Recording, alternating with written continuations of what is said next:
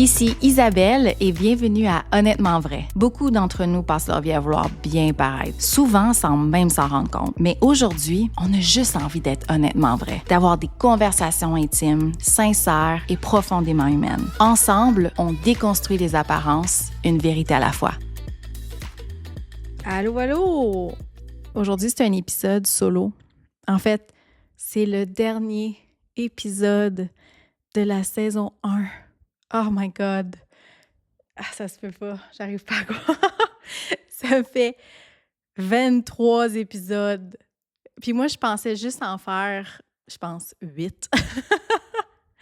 Fait que bienvenue à cet épisode solo qui est, dans le fond, plus une réflexion de 2025. En fait, sur 2025, mais aussi sur la dernière année pour le podcast, pour la saison 1. Fait que c'est ça, je voulais pas vraiment terminer sur une entrevue. Je voulais vraiment prendre un moment solo et de vous parler parce que j'avais des choses importantes à vous dire. Des remerciements, hein, des réflexions, de l'introspection. Ouais, c'est ça. Je voulais faire ça avant de terminer l'année et d'embarquer dans la saison 2. On va faire un survol des 22 derniers épisodes. Oui, j'ai bien dit 22. C'est fou. C'est juste fou. En plus, c'est même pas planifié. Ça a donné comme ça. Je vous jure, j'ai pas planifié 22 épisodes avant cet épisode. Ça a juste coïncidé comme ça. Aujourd'hui, c'est ça. C'est le 23e épisode. Puis, c'est ça. Je voulais faire un survol de comment, ce que j'ai appris, ce que le podcast m'a apporté. J'ai lancé le podcast le 22 mai et je termine le 11 décembre. Puis ça, c'est voulu, là. Le 22 mai, c'était voulu. J'ai décidé de choisir la date du 22. Puis, encore une fois, cette semaine, ça sera pas le classique mercredi. Fait que j'ai décidé, j'ai fait, tu sais quoi, je vais le faire le 11. Fait que c'est ça, j'ai décidé de terminer ça sur le 11. Et je vais en parler un petit peu plus tard dans l'épisode. Je vais faire une petite section numérologie parce que vous me connaissez bien, moi et les chiffres, là, c'est important. Le retour sur l'année, à travers mes histoires, les histoires de mes invités, j'ai trouvé, en fait, j'ai réalisé, parce que je vis quand même assez une année particulière, qu'on pourrait dire, cette année. Je peux pas trop en parler pour l'instant, mais je vais vous dire que même dans ma vraie vie, parce que même à travers mes histoires, l'histoire des invités, et même, j'ai découvert récemment, dans ma vraie vie personnelle, en ce moment, j'ai déconstruit les apparences, une vérité à la fois. C'était ma mission cette année et je peux dire à la fin de l'année que je l'ai fait d'une manière ou d'une autre. Je l'ai fait. Je trouve aussi que chaque invité m'a apporté de quoi, m'a appris quelque chose. À chaque fin d'entrevue, je vais poser la question suivante. C'est quoi pour toi être honnêtement vrai? Et chaque réponse était unique. Chaque réponse c'était tout beau. Tout était important à entendre. C'était leur vérité. Puis ça m'a fait réfléchir. J'avais besoin d'entendre. C'est comme j'avais besoin d'entendre ça, en fait. Puis j'espère que ça vous a fait aussi du bien à entendre. Puis que ça l'a créé comme un miroir. Parce que moi, c'est ça que je voulais à la base avec ce podcast-là, c'était de créer un espace miroir. Ça veut dire de mettre un miroir aux gens pour qu'ils réalisent ou qu'ils prennent conscience peut-être de certains schémas ou de dynamiques relationnelles ou juste des vérités dans leur vie. Fait qu'à chaque invité, de les entendre parler de leur vécu, de leur transformation, leur guérison, c'est comme si ça me donnait aussi un miroir, puis j'apprenais encore plus sur eux, mais aussi sur moi. Fait que c'était des beaux miroirs que j'ai eus tout le long de l'année. Merci encore à tous les invités qui ont passé à l'émission. Je peux pas exprimer comment... C'est difficile. C'est tellement difficile de mettre des mots sur tellement comment je suis reconnaissante, j'ai tellement plein de gratitude. Genre, j'ai mon cœur, j'ai comme mon cœur a chaud, là. Je sais pas comment l'exprimer, mais c'est c'est un beau sentiment de chaleur dans le cœur que ces personnes-là ont décidé de venir à l'émission puis de parler de leurs histoires, de leur vécu, puis de le faire avec une belle honnêteté, authenticité. Honnêtement, leur vérité, c'était juste beau à entendre, mais de le faire dans l'espace que j'ai créé, c'est la plus belle chose, le plus beau feeling. C'est comme si comment je pourrais dire? C'est comme si on me permettait ça, puis me faisait confiance. Alors, merci beaucoup, j'apprécie énormément. Fait que c'est ça, fait qu'à travers des 22 derniers épisodes, on a ensemble enlevé des couches, des illusions, des anciennes croyances, même des pressions de la société. On est vraiment allé démystifier, déconstruire aussi des préjugés, les jugements des autres. J'ai bien aimé la saison 1. Je trouve que c'était assez varié aussi. En tout cas, si tu as écouté au complet, parce qu'il y a des gens, c'est pas tout le monde qui écoute tous les épisodes de, Honnêtement vrai, mais si tu as fait le tour au complet, laisse-moi savoir si c'était assez varié, mais j'ai essayé le plus possible de varier les types d'entrevues, les sujets abordés, mes histoires aussi, j'ai essayé de pas trop... Ben, c'est vrai que s'il y a un mot qui est revenu très souvent durant la dernière année, durant la saison 1, c'est bien le mot ayahuasca. Ça, je confirme. Puis puis des comme, des genres, des tu. Ça, je sais, il faut que je travaille là-dessus. Quand je réfléchis, je dis beaucoup Fait que j'essaye le plus possible d'en enlever dans le editing. Moi, je suis transparente. Je vous le dis, dans mes épisodes solo, il faut absolument que j'en repasse à travers parce que faut que j'enlève des parce que sinon, c'est lourd.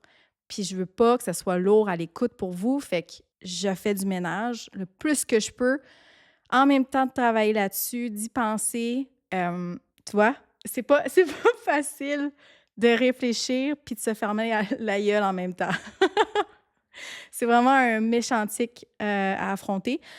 Euh, ah, Ce que le podcast m'a apporté. Premièrement, c'est ça, j'arrive pas à croire que j'ai lancé un podcast cette année. Pour quelqu'un qui était en postpartum, qui vivait quand même des moments difficiles, qui a traversé une méchante grosse tempête, en fait plusieurs tempêtes. Aujourd'hui, je regarde et je fais un survol de mon année, puis je suis comme, comment j'ai fait pour lancer le podcast? C'est sur le podcast, comme j'avais dit dans le premier épisode, j'avais déjà travaillé dessus, ça faisait un bout. Ça s'est concrétisé cette année. Je suis vraiment, vraiment fière de moi. C'est rare que je dise ça, puis je trouve que dans la vie, je suis quelqu'un qui est assez humble, fait que je me pitche pas des fleurs. Puis il y a pas tant de monde, puis je dis pas ça là, pour attirer genre, tu sais, de la sympathie ou de la pitié. Ah, pauvre elle, le monde, genre, il la sous-estime. Mais c'est pas ça, c'est...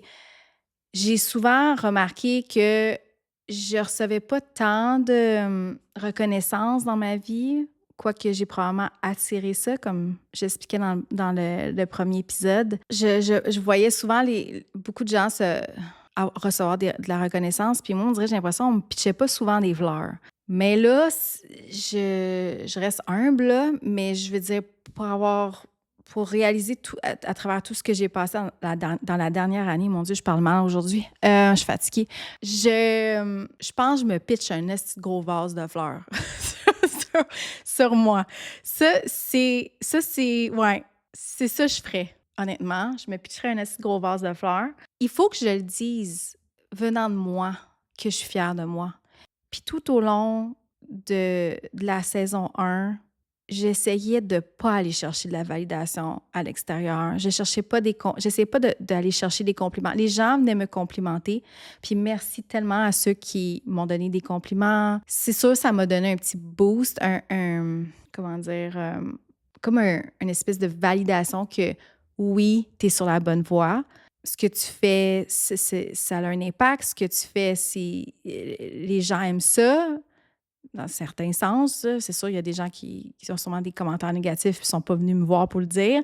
Mais, mais l'important dans tout ça, c'était que c'était mon rapport, moi, versus le podcast. C'était comment moi, je me percevais, comment moi, je continuais, malgré qu'il n'y a pas à tous les jours quelqu'un qui venait me dire « Oh my God, que t'es bonne! » Fait qu'il fallait vraiment que je sois confiante en moi puis que je me valide constamment à l'intérieur de moi. Mais ça a été un bon challenge, un bon défi cette année de me dire, je me fie pas sur les autres, je sais ma valeur, puis je continue no matter what. Comme je disais tantôt, ça a été une année particulière, une année particulièrement difficile au niveau personnel. Fait que d'avoir bâti et continué même à garder le cap malgré des vagues très houleuses, une grosse tempête, ça, je dois dire que je me dois ça aussi, là. Je veux dire, wow, je lève mon chapeau. Je porte pas de chapeau en ce moment, là, mais j'enlèverai une j'enlèverai une couple dans les heures parce que c'est ça n'a pas été facile. Puis aussi, les gens sous-estiment le travail derrière faire un podcast. C'est énormément de job. Si je suis pas avec mon fils ou je m'occupe, tu sais, mettons, j'ai du temps libre, soit je travaille ou soit les soirs, quand il dort, c'est là que je travaille sur mon podcast ou les week-ends quand je ne l'ai pas. C'est les seuls moments où je peux travailler sur mon podcast. Fait que moi, je fais toute ma journée de travail, puis le soir, j'enchaîne à repasser le montage, éditer, envoyer les corrections à Walid, monter les teasers, monter les clips pour les réseaux sociaux, faire les sous-titres, corriger, monter les captions, préparer à publier, faire la recherche pour chaque invité, monter un brief, monter l'entrevue, un script, après ça, aller faire l'entrevue, après ça, et ça continue, c'est toujours la même chose. Ah, oui, puis aussi, comme approcher les invités, leur demander, coordonner les invités, coordonner le temps en studio. Fait que c'est vraiment beaucoup de job. Ça paraît pas, mais c'est beaucoup de job. Uploader tout ça sur le serveur, l'hébergeur, pardon, le YouTube et tout, c'est vraiment, c'est coordonner, produire, etc. C'est vraiment beaucoup de job. Ça se fait pas en 1 heure par semaine, mais j'aime tellement ça. Je sens que c'est ma mission de continuer à répandre la lumière dans l'ombre, à déconstruire les apparences, à aborder la dualité de l'image projetée versus la vérité intérieure, à parler de transformation, de guérison, rendre la spiritualité plus accessible, à offrir un espace miroir pour que ça résonne avec les gens, pour que ça leur fasse réfléchir, de faire de l'introspection. Pour moi, c'est comme si c'était plus grand que moi, puis c'est ça que je veux faire, puis c'est ça ma mission dans la vie. Fait que j'ai trouvé mon chemin et je continue, même si c'est beaucoup de travail, même si c'est beaucoup d'efforts. Je continue parce que je sais que ça peut faire du bien puis ça peut avoir un impact. C'est ça qui me garde alignée sur ce chemin-là. Le podcast aussi, c'est quelque chose qui m'a gardé la tête hors de l'eau dans cette tempête-là que je vivais personnellement. C'est quelque chose c'est comme une bouée. Je me suis accrochée à une bouée. Puis, même en postpartum, c'était une genre de bouée parce que c'était une bouée créative. Parce que j'avais besoin de créer, j'avais besoin d'être créative, j'avais besoin de me sentir autre chose que d'être une mère. Je voulais pas que mon identité soit juste une mère. Puis c'est tout à fait normal pour une femme qui a passé à travers une grossesse, puis le 4e trimestre et la suite du postpartum, la première année postpartum, parce que tu essaies de te redéfinir comme personne. Oui, tu es une mère, une nouvelle maman, mais tu n'es pas juste ça. Puis tu veux t'accomplir encore plus, même si être une mère, c'est un grand accomplissement, tu veux aussi te retrouver comme femme. Pour moi, ça faisait partie de mes rêves, de mes aspirations, de mes ambitions. Je voulais vraiment évoluer comme personne. Puis pour moi, ce podcast-là me donnait de l'espoir, mais me donnait aussi une façon d'être créative. Fait que, tu sais, aujourd'hui, je comprends encore bien mieux pourquoi je fais ce podcast-là. Puis aussi parce que on guérit jamais seul. On guérit par les histoires qu'on partage. Puis je l'ai remarqué avec mon épisode sur l'histoire de mannequinat. Je me considérais guérie parce que ça faisait quoi, 15, 16 ans de ces histoires-là, parce que c'était pas juste une histoire, c'était quand même il est arrivé plusieurs choses. Quand j'ai réécouté l'épisode, parce que oui, comme je disais tantôt, il faut que je réécoute les épisodes, puis il faut que je coupe des comme je viens de faire. Fait que ça, c'est sûr que je vais en couper une couple. Fait que, tu sais, je passe à travers, puis c'est là que je me suis rendu compte qu'en m'écoutant, c'est comme si j'avais finalement complètement guéri, dans un sens. J'ai l'impression que parce que je l'avais dit à voix haute, ça a fait du bien à entendre, mais on dirait que c'est comme si je le propageais vers les autres pour aider d'autres personnes. Puis c'est là que ma perspective, elle a changé, puis que j'ai vu ça différemment. Puis c'est là que j'ai réalisé que c'était ça, la guérison. C'était puissant. Juste pour moi, de réécouter cet épisode-là, ça m'a fait... c'était un épisode, c'est ça que je redoutais beaucoup, mais aujourd'hui, je suis en paix. Beaucoup plus après avoir partagé mon histoire, je suis vraiment maintenant officiellement en paix. J'aimerais, petit segment remerciement. Il faut que je remercie quelqu'un parce que cette personne-là, elle a cru en mon projet la minute, et c'était même pas fait encore, dans le sens comme j'avais même pas produit une émission. Cette personne-là, elle a cru en mon projet, puis elle m'a donné les ressources, tout pour m'aider à concrétiser, mais à continuer le projet. J'aimerais vraiment la remercier, le mettre du fond de mon cœur, là.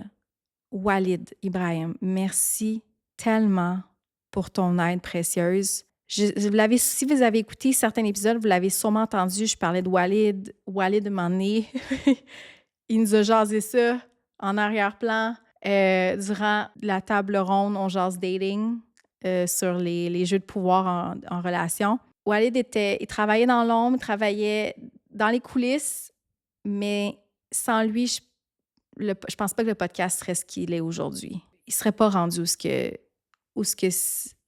la qualité sonore, la qualité visuelle, c'est Walid. Il a cru en mon projet, mais il a aussi vraiment travaillé fort avec moi pour les enregistrements, le montage. Fait que il faut que je donne le crédit à Walid pour ça, pour m'avoir aidé. Et à son studio, Moza Studio. Fait que si vous avez vu les derniers épisodes sur YouTube, vous pouvez voir que le décor a changé depuis l'épisode avec Alyssa Hart. C'est dans son nouveau studio.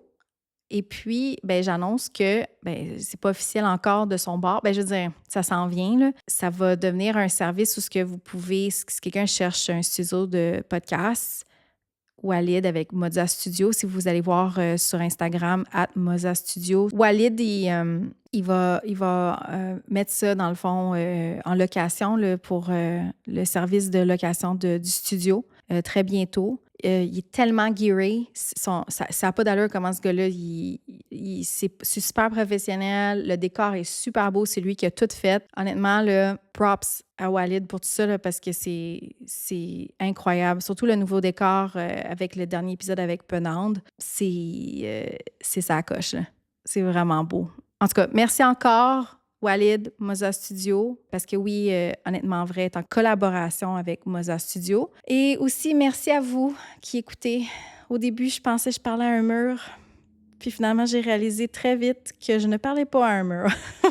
J'ai été surprise du nombre d'écoutes. C'est pas, ça explose pas, là. C'est pas incroyable, débile dans la tête. Oh mon Dieu, c'est rendu quelque chose, là. C'est quand même plus qu'une ou deux personnes. C'est 10. Il y a 10 personnes qui m'écoutent à chaque épisode.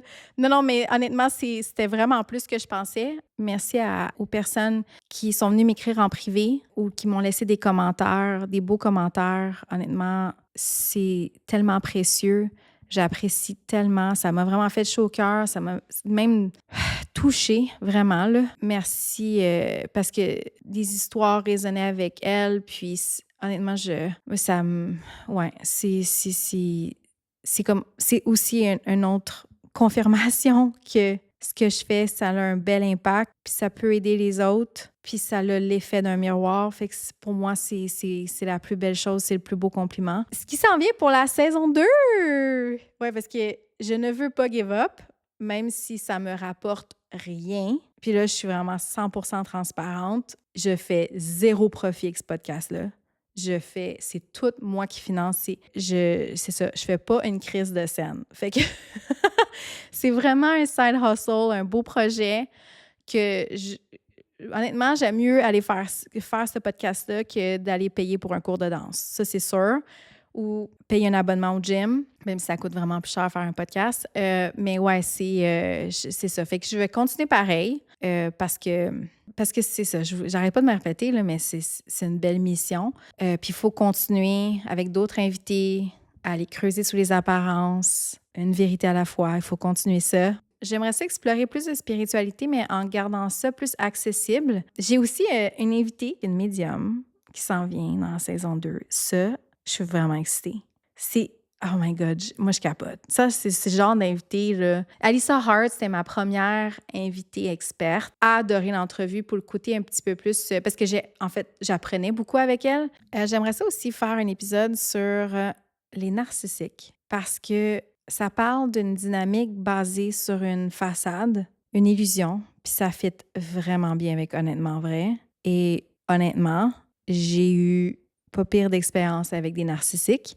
Alors, j'aimerais en parler pour vraiment mettre une lumière sur ces dynamiques toxiques-là qu'on peut... ces genres de personnes toxiques-là qu'on pourrait rencontrer dans des relations amoureuses, relations au travail, relations avec nos parents. Ces gens-là, c'est ça, ils se promènent comme des vampires pour venir sucer le pouvoir, l'énergie, la lumière des gens. Fait que j'aimerais vraiment aborder ce sujet-là encore plus en profondeur l'année prochaine. J'aimerais aussi ramener les tables rondes sur le dating. Même si j'ai arrêté de dater, oui, j'ai arrêté récemment.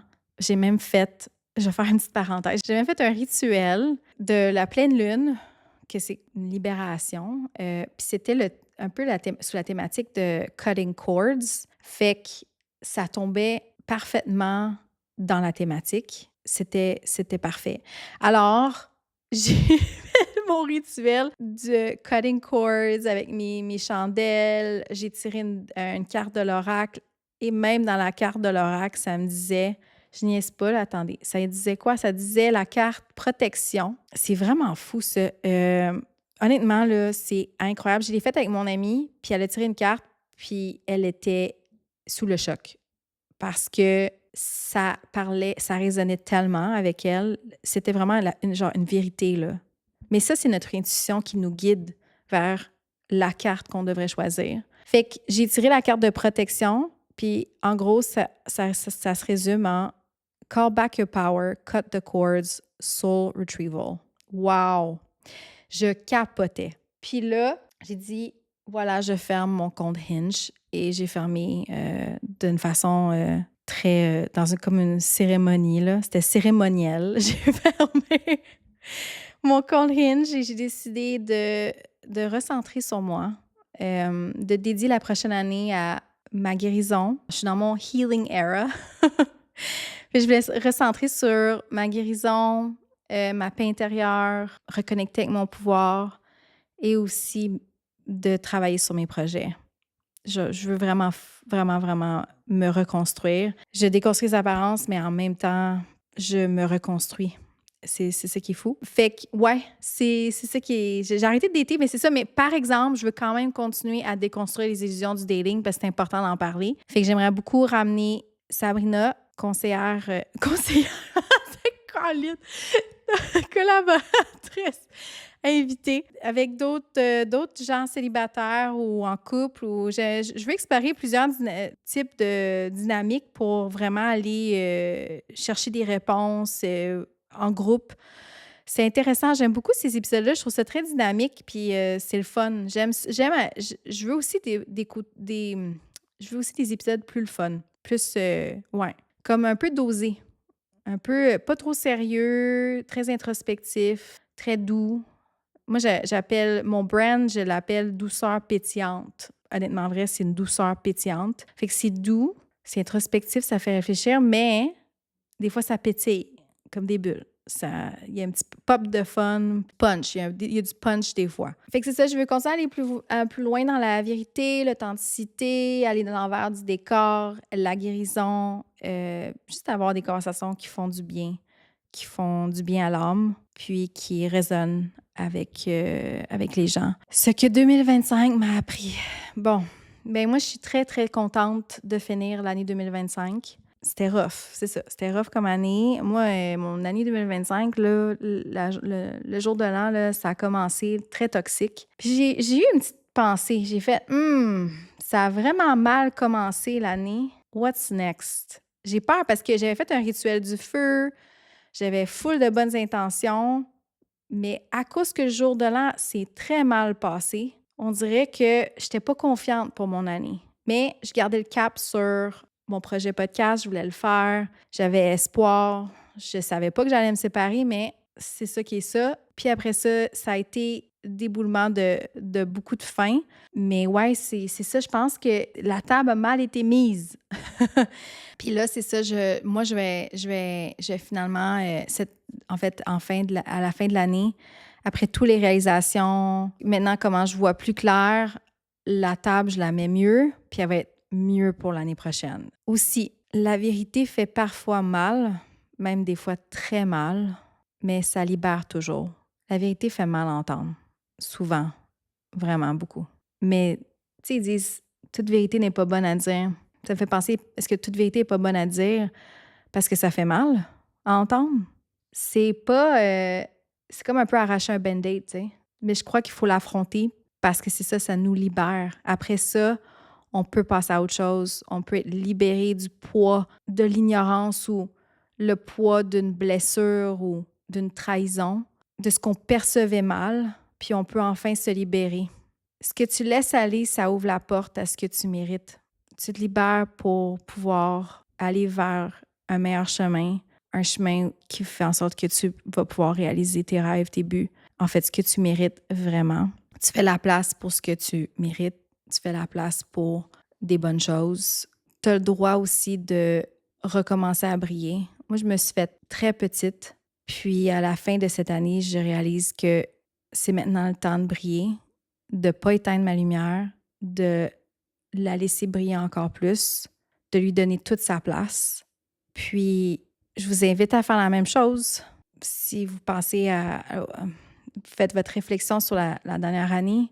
Est-ce que vous vous êtes faite petite? Est-ce que vous avez plus été dans l'ombre, pas pris assez votre place? Je pense que c'est des questions qu'il faut se poser. Pourquoi je me fais petite? Pourquoi je m'affirme pas tant que ça? Pourquoi j'ai peur? Pourquoi je me limite? Pourquoi j'ai des croyances qui me limitent? Pourquoi je me garde prise dans une relation toxique? Pourquoi je suis sous l'emprise de quelqu'un? Pourquoi je me laisse juger? Pourquoi je me laisse contrôler? Pourquoi je me laisse manipuler? Il faut se poser ces questions-là parce que ça nous empêche d'être dans notre lumière. Ça nous empêche de briller comme on devrait briller. On n'est pas ici sur la Terre pour rester petit. On a une mission, on a chacun une mission. Il faut révéler notre lumière. Mais pour ça, il faut faire le chemin nécessaire. Il faut aller dans notre ombre, aller transmuter ça. Il faut faire l'introspection, il faut faire le cheminement intérieur, notre guérison pour pouvoir accéder à notre plein potentiel, notre pouvoir, notre lumière qui brille puis qui shine en tabarnak. Je trouvais ça drôle dans l'autre épisode quand j'ai dit ça. Ah, wow! Bon, je continue sur la numérologie. L'année 2025. Ben là, vous avez sûrement vu ça sur Instagram passer ou dans un article. L'année 2025, ça représente une année 9 en numérologie. Une année 9, c'est la libération, clôture, guérison, vérité, grand ménage intérieur, la fin d'un cycle, la fin de beaucoup de choses. On termine un cycle. Puis, je pense que pour beaucoup de gens, ça a brassé. Moi, en tout cas, j'ai entendu dire d'une amie qu'elle, dans son entourage, il y avait beaucoup de gens qui se sont séparés. Fait que l'année 2009, ça nous oblige à laisser partir ce qui ne tient plus, ce qu'on doit laisser aller.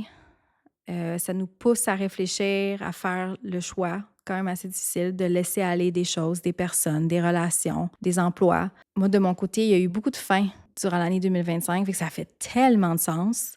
J'ai perdu mon emploi, je me suis séparée. Puis y a-t-il autre chose? Non. Pour l'instant, c'est ça. Fait qu'il y a aussi assez de fins, là, je trouve. C'est assez, là.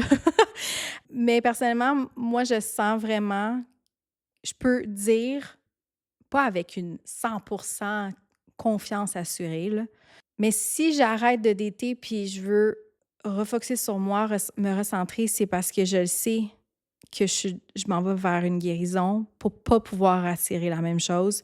Fait que je peux vous dire que j'ai brisé un cycle. Quand je suis allée faire ayahuasca, je suis revenue, j'ai réalisé plein d'affaires. J'ai fait non, j'attire tout le temps la même chose. Je dois guérir avant pour pouvoir attirer quelque chose de mieux. Et là, c'est ça, je le sens que ça fait. Je suis dans un cycle, ça fait quoi, 10 ans, c'est ça? Et là, je sens que c'est la fin, que j'ai finalement brisé mon pattern. Et pour ça, il faut que je me ressente sur moi parce que sinon, je vais pas améliorer mon pattern. Fait que c'est ça, c'est l'étape suivante où ce que j'en suis rendue. J'ai réalisé, je suis consciente de la fin de mon cycle. Maintenant, je prends le temps nécessaire avec moi-même pour me réaligner, reconnecter avec mon pouvoir, me recentrer, me rebâtir. Puis c'est là que je vais attirer, commencer un nouveau chapitre et attirer mieux. Et c'est là que l'année 2026, qui est une année en 1, ça veut dire que c'est le début d'un nouveau chapitre, d'un nouveau départ. On commence à 0. Ben, pas à 0, à 1, mais on commence, c'est ça, quelque chose de nouveau. Puis là, c'est ça, je voulais enchaîner sur le punch final de la numérologie, bien sûr. Parce qu'au début de l'épisode, j'ai dit que j'avais commencé, j'avais lancé le podcast le 22 mai, ben le 22 mai, et que je termine le 11 décembre. 22 et 11, ce sont des nombres maîtres. Ben, si vous ne le saviez pas, je vous l'apprends. En numérologie, c'est ça, 22, 11, 33, c'est des nombres maîtres. Le 11, ça représente l'intuition, la vérité, l'illumination. Le 22, construction d'un projet de vie, mission, impact. Fait que moi, dans le fond, j'ai commencé mon podcast le 22 mai. Pas sans le savoir, mais dans le sens que j'ai choisi le 22 parce que le 22, c'est pour moi ça a toujours été un chiffre important. C'est aussi un chiffre pour moi de transformation. Et là, aujourd'hui, je réalise, en regardant ça, en faisant mes petites recherches sur la numérologie, que en fait, j'ai lancé ça sans le savoir, pour cette partie-là, que le 22, ça représente bâtir quelque chose qui dépasse l'individuel. What the fuck? Après ça, je termine le 11. J'ai choisi volontairement le 11 parce que je trouvais que ça résonnait plus avec moi. Parce que mon chemin de vie, moi, c'est un nombre maître, c'est le 11. Fait que c'est revenir à la vérité, la lumière, la conscience. Ben, tabarouette. J'ai créé pour aider. J'ai lancé ça le 22. Puis je termine la saison en ayant trouvé ma vérité. Parce que oui, comme je vous ai dit, dans ma vie personnelle, tout le long de l'année, à travers la saison 1, je suis allée vers ma vérité. Quand j'ai fait mon voyage à ayahuasca au mois de juillet, j'ai enfin découvert ma vérité. Puis là, tu vois, récemment, j'ai découvert une autre vérité. Honnêtement, c'est vraiment incroyable. Moi, je capote. J'ai pas de mots. Je peux plus parler. Fait que c'est vraiment un arc narratif parfait pour mon concept parce que je passe de l'illusion à l'authenticité, puis c'est ça que je suis en train de faire. Parallèlement. Fait que, tu sais, encore une fois, on construit quelque chose ensemble à partir du 22, puis on se ramène à la vérité, à notre vérité, le 11. Fait que c'est ça. J'ai pas, tu sais, pour moi, j'ai pas lancé un simple projet, là. J'ai quand même lancé, comme je vous ai dit à plusieurs reprises, pour moi, c'est une mission. C'est une mission. J'ai lancé une mission spirituelle. Puis je termine en intégrant ce que j'ai appris parce que je vois clair maintenant. Numéro 11. C'est le 22, ça représente la matérialisation. Le 11, ça représente la révélation. Fait que j'ai matérialisé mon podcast pour révéler la vérité chez moi et chez les autres. Wow! Puis en plus de ça, l'année prochaine, c'est ça, c'est 2026, une année 1. Ça veut dire ce que je viens de construire, ça va renaître et prendre une nouvelle forme. Mic drop. Boom! Oh my God! Écoute, je vais terminer l'épisode là-dessus parce que c'est trop, là. Faut que j'aille me ressaisir, faut que j'aille process tout ça. Faut que j'aille tirer une carte de l'oracle.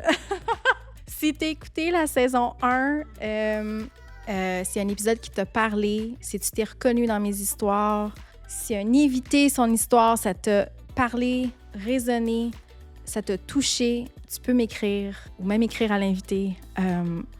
J'aimerais aussi savoir ce que vous en pensez ou ce que vous voulez pour la saison 2. Y a-t-il un invité que vous aimeriez que j'interviewe? Est-ce qu'il y a un invité experte que vous voulez le sujet que j'aborde? Laissez-moi savoir. Vous pouvez m'envoyer un message privé sur Instagram, Isabelle Péquin ou Honnêtement Vrai. Puis, merci d'avoir été là pour les 22 épisodes. Ben le 23 aujourd'hui. Et sur ce, à l'année prochaine. Oh my God, je viens de finir d'enregistrer. Il est 9h11. Puis on est le 9 décembre. Oh my God. Ciao.